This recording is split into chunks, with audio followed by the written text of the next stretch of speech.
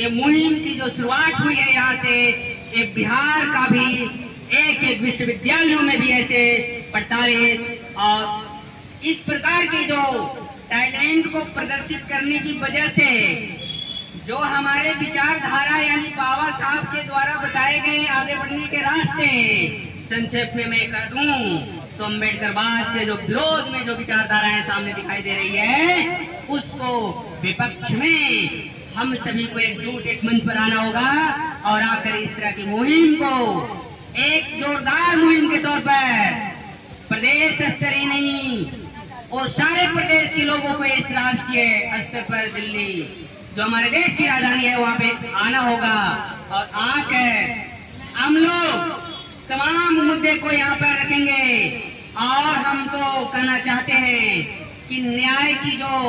मांग हमारे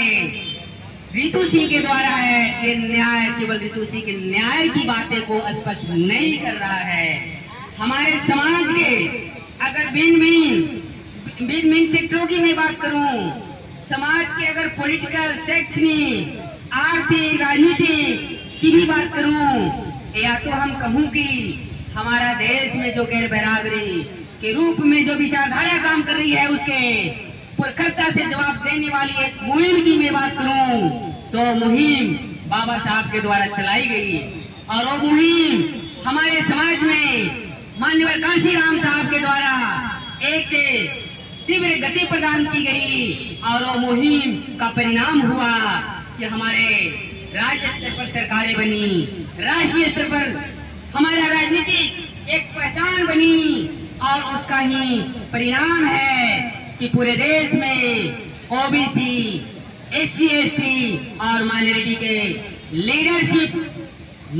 पनपा है और यही मान्यवर साहब और बाबा साहब के संवैधानिक दिए हुए